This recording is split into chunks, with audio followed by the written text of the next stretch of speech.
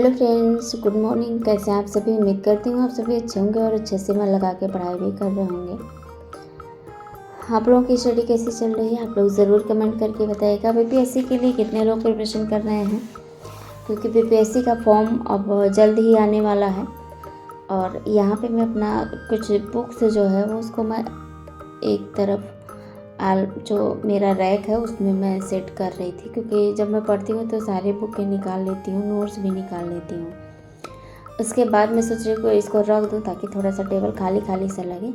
उसके बाद मैं एनसीईआरटी यहाँ पे स्टार्ट करूँगी, टाइमर ऑन करके रखूँगी बस। और आपको एक चीज़ और मैं बता दूँ कि आज मैंने एनसीईआरटी में काफ़ी लेसन मैंने कंप्लीट किया है। मैंने राष्ट्रपति और उपराष्ट्रपति दोनों पढ़ा था, उसके बाद से लगभग 4-5 लेसन मैंने पढ़ा है। जैसे केंद्रीय मंत्रिपरिषद हो गया, महान्यायवादी तथा नियंत्रक एवं महालेख परीक्षक हो गया, संसद पढ़ा है मैंने, राज्यपाल, राज्य विधानमंडल और उच्च न्यायालय यानी हाई कोर्ट। उसके बाद अभी नेक्स्ट डे से मुझे पढ़ना है केंद्र राज्य संबंध। और अब 2-3 दिन में मेरा ये जो पॉलिटी का चैप्टर है, पॉलिटी का जो टॉपिक है ये भी कंप्लीट हो जाएगा। फिर मैं इंडियन ज्योग्राफी पढ़ूँगी, फिर वर्ल्ड ज्योग्राफी पढ़ूँगी। उसके बाद मैं साइंस पढ़ूँगी, क्योंकि साइंस ज़्यादा बड़ा पार्ट नहीं है, छोटा छोटा है। और जो वर्ल्ड ज्योग्राफी है ये काफ़ी लंबा चौड़ा पार्ट है, तो इसको भी कवर करेंगे। पॉलिटी के ही जितना लगभग है, तो इसमें भी लगभग 10 से 15 दिन लग जाएंगे जहाँ तक लग रहा है। वैसे कोई बात नहीं है, अच्छे से इसको पढ़ लेंगे, फिर एक बुक मंगाएंगे। और हाँ, मैंने आप लोगों के साथ बताया था कि आप लोगों को कि मैं डेली यूट्यूब पर एक वीडियो देखूंगी एनसीईआरटी से रिलेटेड थ्योरी वाला। तो मैं सर्च की हूँ, कुछ वीडियोज़, कुछ चैनल्स मुझे मिले हैं। अभी मैंने रीड नहीं किया है, मैं रीड कर लूँगी तो फिर आपको बताऊँगी। या फिर अगर आपको कोई चैनल पता होगा तो आप लोग ज़रूर बताइएगा। कहा जाता है कि अगर सपनों को सच करना है उसके पहले हमें उसको ध्यान से देखना पड़ता है। अगर हमें बीपीएससी क्लियर करना है, बहुत अच्छे से हमको सिलेबस देखना पड़ेगा। सिलेबस के साथ साथ हमें कुछ चीज़ें ऐसी होती हैं जो हमें बहुत ज़्यादा हमारे स्टडी में हेल्प करती हैं। जैसे सबसे ज़्यादा सिलेबस हेल्प करता है। और सिलेबस के साथ साथ जो PYQs होते हैं, जैसे TRE 1 का, TRE 2 का, TRE 3 का, ये PYQ भी अगर आप लगाते हैं तब भी अगर आप प्रिपरेशन कर रहे हैं तो आप इतने मेच्योर हो जाते हैं कि हमें कौन सी चीज़ें कहाँ से पढ़नी है और कैसे पढ़नी है। अगर हम PYQ देख रहे हैं तो किस किस टॉपिक से कैसे कैसे क्वेश्चंस बने हुए हैं, कहाँ से ये मैटर हमें मिल सकता है, ये सारे बातें जो होती हैं आपके मन में ज़रूर आती हैं और मेरे भी मन में आती हैं, इसीलिए मैं आप लोगों के साथ शेयर कर रही हूँ।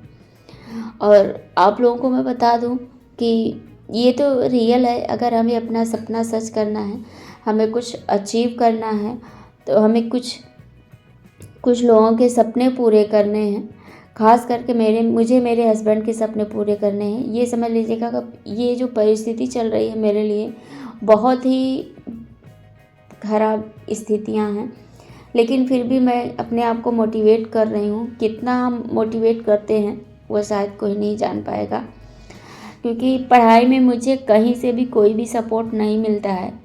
कहीं से भी कोई भी सपोर्ट नहीं है, कहीं से भी, आप समझ सकते हैं। बाकी इसलिए मैं सोच रही हूँ कि अगर मेरी लाइफ बन जाएगी, मैं खुद पे स्टैंड हो जाऊँगी, खुद के लिए स्टैंड लेना शुरू कर दूँगी, तो कोई कुछ नहीं कह पाएगा और मेरे पति को भी कोई कुछ नहीं कह पाएगा। तो मैं इसलिए मैं सोच रही हूँ कि ज़्यादा मेहनत करूँ और बस एक जॉब मिल जाए। मेहनत तो सभी लोग कर रहे हैं, सबको जॉब मिलेगी, आज नहीं तो कल, लेकिन मुझे बहुत ज़्यादा ज़रूरत है, क्योंकि और कहीं वैकेंसी नहीं है। इस बार लास्ट रहेगा मेरा वैकेंसी का। वैसे भी मैंने वैकेंसी का फॉर्म अगर डाला है तो एग्ज़ाम्स नहीं दिए हैं। जैसे पिछली बार मैंने DSSB डाला था, गई ही नहीं, कोई नहीं ले गया दिलाने।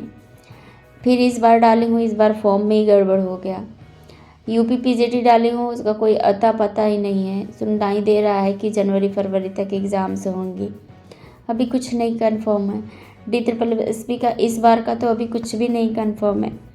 तो हर चीज़ें देखिए ज़रूरी नहीं होती है कि हमारे अकॉर्डिंग हो, लेकिन इतना लंबा समय लग जाता है कि हम डिमोटिवेट हो जाते हैं, हमारी पढ़ाई बंद हो जाती है, वो रफ्तार नहीं पकड़ पाती है जिस वे में हमने स्टार्ट किया था।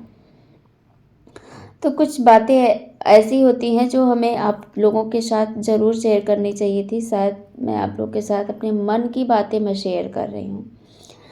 और यहाँ पे मैं पढ़ रही हूँ यूपी अड्डा पे जो चलता है, टीजीटी पीजीटी अड्डा पर जो होम साइंस का प्रैक्टिस चल रहा है, फंडामेंटल साइकोलॉजी, उसी को मैं कंप्लीट की हूँ। 50 क्वेश्चंस मेरे कंप्लीट हो चुके हैं और आगे मुझे अभी कंप्लीट करना है। कुछ चीज़ों की वजह से, कुछ टेंशन्स की वजह से मैं ज़्यादा टाइम स्टडी नहीं कर पा रही हूँ। कहीं ना कहीं से कोई ना कोई टेंशन आ ही जा रहा है। और आप लोगों को मैं बता दूँ कि जब मुझे कोई भी चिंता, कोई भी चीज़, कोई भी बात ऐसी पता चल जाती है, बहुत दुखद होता है। और दुखद भी नहीं होता है, लेकिन फिर भी इंसान उसके लिए सोचना शुरू कर देता है, ये चीज़, इसका समाधान क्या होगा। ख़ास करके ये मेरे अंदर पता नहीं कमी है कि खूबी है, मुझे नहीं पता, पर बहुत ज़्यादा मैं सोचने लगती हूँ जब तक उसका मुझे समाधान में नहीं मिल जाता है। मैं हर चीज़ें देखती रहती हूँ, सोचती रहती हूँ, माइंड में एकदम गूंजता रहता है। रात को 11:30-12 बज रहा था, मैं छत पे जाके टहल रही थी, फ़ोन रूम पे रख दी थी। स्टडी स्टॉप की, मैं सोची जाके पढ़ूँगी, लेकिन नींद ही नहीं आ रही है, घबराहट जैसा हो रहा था। लेकिन फिर भी मैं कुछ नहीं कर पाई, क्योंकि होता है, समय है। खैर कोई नहीं, आप लोग पढ़ते रहिए। और एनसीईआरटी की जो बुक मैंने बताई है, उस बुक को आप लोग ज़रूर ले लीजिए, वो बुक बहुत हेल्प करेगा। और जब से मैं ली हूँ तब से आप लोगों को कह रही हूँ कि आप लोग उस बुक को ले लीजिए। जिसको भी बीपीएससी देना है वो तो ज़रूर ले लेगा, क्योंकि ये बुक बहुत ज़्यादा यूजफुल है और आपके लिए बहुत लाभप्रद होगा।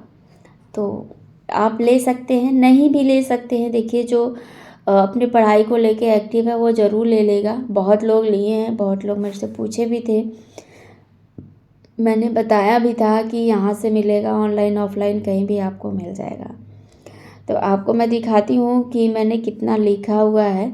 जो फंडामेंटल साइकोलॉजी है, और लगभग 50 क्वेश्चंस मैंने लिखे हैं, एक ही पेन से मैंने लिखा है। अगर आप लोग कहेंगे तो इसका पिक मैं लगा दूँगी कम्युनिटी में, अगर आप लोगों को चाहिए होगा तो पिक मैं ज़रूर कम्युनिटी में लगा दूँगी, लेकिन आप लोगों के कमेंट्स आने के बाद, क्योंकि हो सकता है कि आप लोग खुद उसको लिख लिए हो तो आप लोगों की इसकी आवश्यकता ही ना हो। लेकिन मैं सोच रही हूँ कि जो भी मैं लिख रही हूँ, जो मैं नोट्स बना रही हूँ, कम्युनिटी में ज़रूर पोस्ट कर दिया करूँ, जिससे कुछ लोगों का हेल्प हो सके। क्योंकि कुछ लोग हैं जो किसी और मैम को फॉलो करते होंगे, लेकिन मैं प्रेरणा मैम को बहुत अच्छे से फॉलो करती हूँ, क्योंकि इनके नोट्स, इनकी थ्योरी जो भी पढ़ाती हैं बहुत अच्छा पढ़ाती हैं। और यहाँ पे मैं आपको दिखाऊंगी स्लीव्स। ये सिलाई का प्रकार है। कक्षा पूछा जाता है ना, क्लास 600, क्लास 300, क्लास 200, क्लास 100 क्या प्रेजेंट करता है। क्वेश्चंस आपके नेट में यहाँ से पूछा गया है। ये नेट के पेपर से मैंने इसको लिखा हुआ है, उसको सॉल्व किया था, तो मैंने उसको यहीं पे भी लिख लिया था। और ये देखिए स्लीव्स है, जो मैंने स्लीव्स आपको इसके पहले वाले वीडियो में कुछ चीज़ें मैंने आपको बताई भी थी। और ये सारे स्लीव्स आप देख सकते हैं, बाई रिटन और प्रिंट के साथ मैंने इसको लिखा है। समझने में बहुत ईजी होता है और एकदम इजी वे में लिखा गया है, आप बहुत अच्छे से समझ सकते हैं। फ़िलहाल यहाँ तक मेरी पढ़ाई। अब इसके बाद मैं न्यूट्रिशन साइंस स्टार्ट करूँगी। न्यूट्रिशन साइंस के मेरे पास 2 नोट्स हैं, और दोनों नोट्स, एक बाई रिटन मैंने एक बहुत अच्छे से बनाया है, और एक तो ऐसे रफली मैंने बना दिया था, लेकिन रफली वाला ज़्यादा यूजफुल है और ये भी यूजफुल है। बाकी मिलते हैं किसी नेक्स्ट वीडियो में। Thank you.